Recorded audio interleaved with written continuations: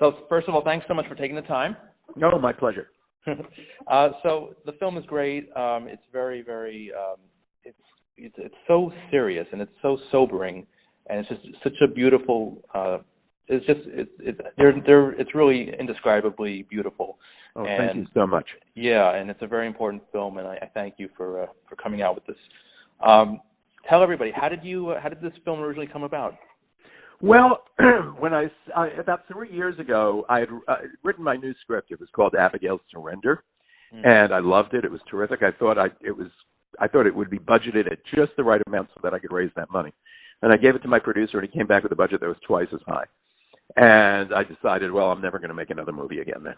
And that lasted about a week. And after that, I began thinking, and as wearing my distribution hat in the last few years, I had distributed 2 Israeli films and 1 independent American Jewish-themed film, a comedy, and none of the 3 were particularly outstanding films, but they all did very, very well. I mean, outside of the Marvel Universe and Pixar films, I think that the Jewish movie-going audience in this country is one of the most reliable and dependable, frequent movie-going audiences there is, and obviously they're drawn to films with Jewish themes. And I grew up in a conservative Jewish family, and that year, my nephew, who was about 31 years old, he got married. He grew up in a conservative Jewish family, and during college, he deviated. He shifted to modern Orthodox Judaism, which none of us understood much about. And he met a girl who was wonderful, and she was Catholic. But she always expressed a fervent fascination and desire to be part of Judaism, the rituals, the ceremonies. It just made a lot of sense to her. And once she and my nephew became an item, she decided she was going to go whole hog and convert to Judaism, which of course made her the most Jewish member of the family. And they're both teachers. He is a teacher of special needs kids, and she's a music teacher.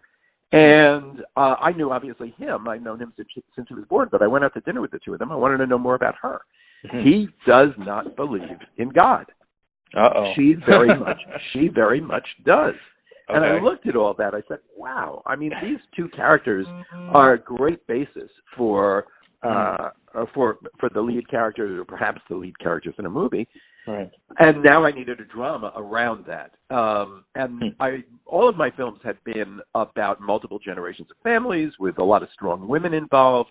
And I suddenly realized that we were approaching not the centennial of the Holocaust, but the centennial of the Nazis' rise to power. And that's when I came up with the idea of Claire. One more generation got me to the Holocaust.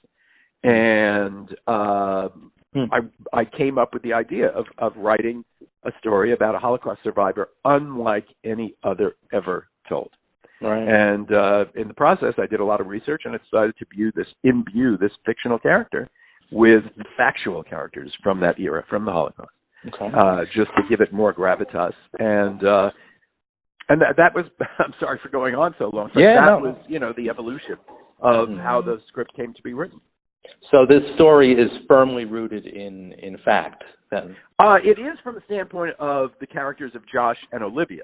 They very much reflect and mirror the characters, the love, the wisdom, the teaching of my real life nephew and his recent wife and convert to Judaism. And then after that, it became, how do I tell this story?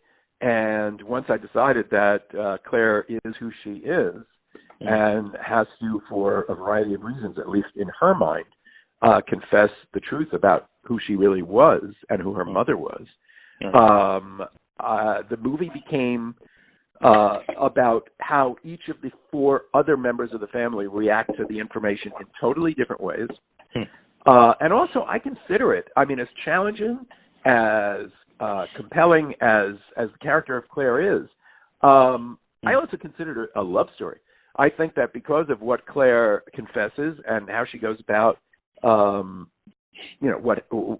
she goes about deciding about the rest of her life, that it brings the 2 married couples, the one conservative Jewish couple and the other modern Orthodox Jewish couple, I think it brings them closer than they've ever been before.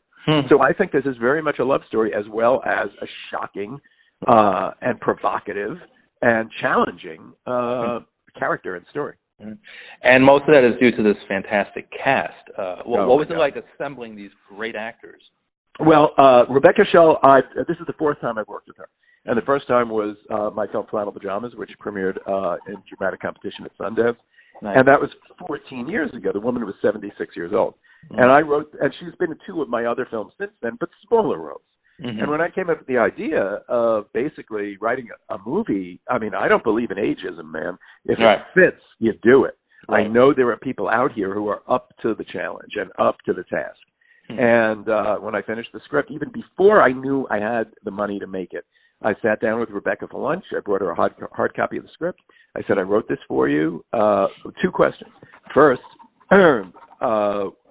if you were going to do a play next week, could you be off book?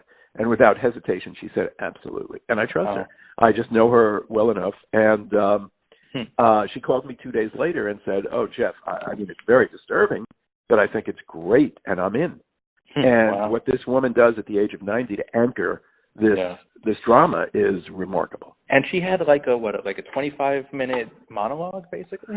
It's about that long, but it's part of what I consider a symphony in three movements during the beach sequence. I mean, her monologue stunned the two people in her life that love her the most into shock and silence.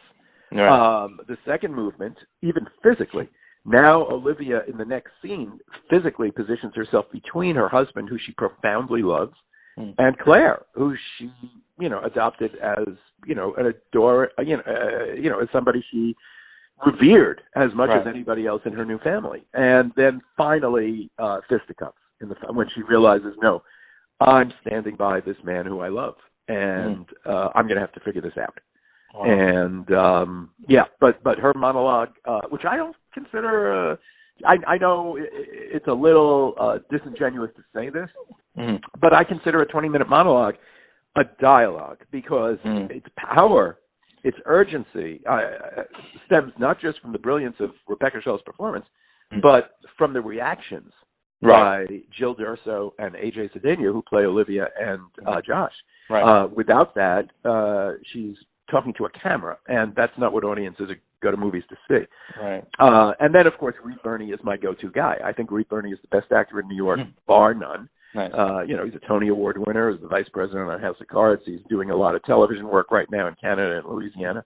But every time I come with him, be it a supporting role or a lead role, he says, yeah, I'll do it. That's great. And then the other, I mean, AJ Cedeno and Jill Durso, I mean, I found them through my casting director, and I couldn't believe how blessed I was after having worked with Jill, that she wasn't already a established, highly regarded star. I can't believe that her talents have been squandered over these last 10 years. And then AJ is just one of the most talented and humane individuals I've ever met. There was such immediate chemistry between the two of them. If you look at every two-shot in the movie where they are together, the attachment, the love, the determination, it's stunning. And then, of course, Julie Faye Lawrence, who also came through the casting director. I felt very lucky to have her because she gets to recite the other monologue, which is more of a pure monologue anyway, and in the film. And that was her audition scene. She blew it away. Now, would you ever consider, was this ever considered to be a stage play? No, nor would I ever be able to conceive how it could be. Just because a film, I mean, that's like saying every Tarantino film or every film written by Aaron Sorkin should be adopted for stage. No, they are just brilliant screenwriters for film. I mean, it's nonstop, it's wall-to-wall, and it's compelling as hell. Without the beach, I mean, you can put up backdrops. You can create video projection. It's not the same. Also, my problem is I do support my actors, not just these actors, but actors I've worked with in the past. When they're in a play in New York, I always go to see them on stage. But I actually have a problem with theater. I can't get past the proscenium arch. it's so difficult for me to suspend credibility on stage. I am too busy looking at the lights, looking at the wings, looking at the audience, sometimes an orchestra. You know, to me, it's actors on the stage. Right. It's transformative for me when the lights go down in a movie theater, whether there are 10 people in the theater or 200 people in the theater, and whether I like a movie or not, it's so easy for me to lose myself into that alternate reality. So no, I would never write for it. I don't think I can write for this day. I think it's a specific art form. And it's probably not my skill set, but, and there's a very strong visual motif in this movie. It doesn't hit you at first glance because there is so much dialogue. But one of I think the biggest leitmotif in this movie is water. And without it being a feature film, without it being this visual, pastiche, that wouldn't be there. I mean, right from the beginning, at the Tashlik prayers in Central Park at a lake, to the mikveh when she converts, to the beach, which the entire sequence is 45 or 50 minutes, to the bathtub, to the final sequence in the film. It all revolves around water. You can't capture that on stage. And now, what does the water symbolize in your mind? I think it's purification and rebirth. And of course, obviously, that means different things to different people in this movie. I can't reveal to you the little Easter eggs I've kind of hidden in the first 10 minutes because it would give away what happens at the end of the movie. But, no but spoilers. They're there. If you see it a second time, it's kind of stunning. It'll sneak up on you, and it'll be a revelation. Yeah, cool. I'm curious. You're obviously very passionate about cinema. Who are some of your filmmaker influences? Well, that's easy. The American influences are John Cassavetes, for whom he was my friend. I worked for him. I distributed his films. The first film I distributed was A Woman Under the Influence, and we remained friends until he died. He also, I learned more about writing and directing movies from him in a week than I would have learned during 4 years of film school. I mean, he was a brilliant actor as well as a brilliant writer. The guy wrote hundreds of screenplays. He just devoured the opportunity to create magical words. He did it every morning, and unfortunately, he died of cirrhosis. But it didn't do anything to blunt his prodigious talent. And Woody Allen pre-1995. Okay. That has nothing to do with moral considerations. Well, he's it only has to do with the fact that I think in the last 10 years, he's only made one masterpiece, Vicky Cristina Barcelona, whereas for about 25 years, he made about 15 masterpieces. Right. And during that period of time, I think he was the best American filmmaker. In Europe, my influences were Ingmar Bergman and Mike Leigh, who I also got to work with, and whose first two theatrical films I got to represent as a distributor, and more to the point, his producer, who died at the age of 62, Simon Channing Williams. I didn't deserve to walk on the same planet this man walked on. He's one of those unsung heroes of cinema because he's a producer, but the humanity that oozed out of this guy morning, noon, and night was anybody who'd never got the opportunity to meet him missed something really special. And I mentioned Aaron Sorkin before. I think Aaron Sorkin is the best American screenwriter right now, and that could extend to television as well. But I didn't see To Kill a Mockingbird because I'm not a theater guy. But I do think the guy is uncannily talented. Is there a possible collaboration with Sorkin in your? I could only dream. I attended the opening night of the New York Film Festival when Social Network was the opening night film. It was one of those rare opening night films at the New York Film Festival that I absolutely flipped over, and I had been invited to the party, and my only goal was to ferret this guy out and fawn over him. It would only take about 30 seconds or a minute, and that's what I did. I wasn't satisfied until a couple of women who were chatting him up left his side, and I approached him and just, fawned over him, and he was terribly gracious. He was lovely and made my day. Awesome. Lastly, what do you hope audiences take away from The Last? Well, I mean, I think the biggest, apart from the fact that I do hope that they attach themselves to the love story aspect of it, when it comes to the character of Claire, to understand that I'm not trying to make her a sympathetic Nazi or somebody you empathize with. I'm asking you to listen carefully to her monologue, just as she's asking her great-grandchildren to do so. And you put yourself first in her mother's position, then in her position, and, you know, her mother meets this guy who saves her in utero child. He tries to save her mother's life. Then he, on a deathbed, follows up on a deathbed wish and makes sure that Claire at a foundling home is well taken care of. She might as well have grown up in utter ignorance of what's going on in Germany when she was a little girl. Right. She might as well be living in a nunnery.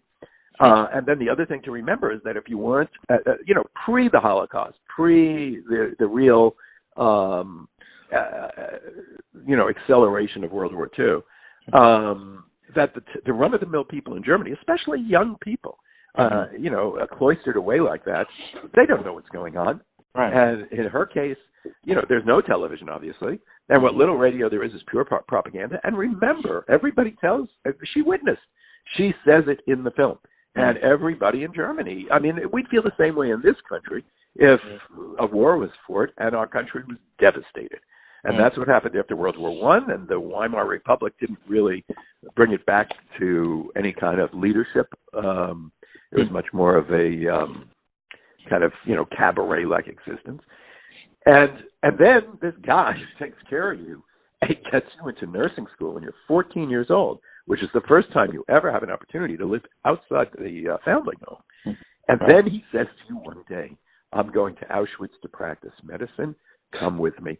I want audiences, I defy them to listen to her story, listen to her love story for her mother, for her child, for the man who saved her life, and say, I wouldn't have said yes to. Now, once she arrived at Auschwitz, all bets are off, but it's still a connection that I would imagine, would be hard to break. Right. Well, Jeff, the film is beautiful. It's really deep. It's profound. And tell everyone, how can they see it? When's it coming out? It opens initially in New York this Friday, the 29th, at the Angelica Film Center at the CMX Cinebistro at 62nd and 1st, and then around the rest of the country April 26th. Awesome. Just in time for my birthday. Happy birthday. Oh, thank you. And also, I'd just like to extend an invitation to you, to our studio, if you'd ever want to come by for an in-person interview.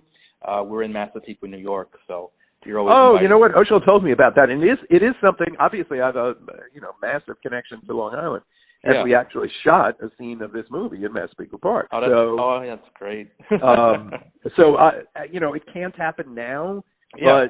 But it'll happen one day. I'd very much like to do that. Okay. And where are you based? Are you in Manhattan? No, I was I was in Long Island City until October. I am presently living in Las Vegas. Oh, really? Okay. Yeah, I am. I'm both engaging in a few new possible distribution, activities.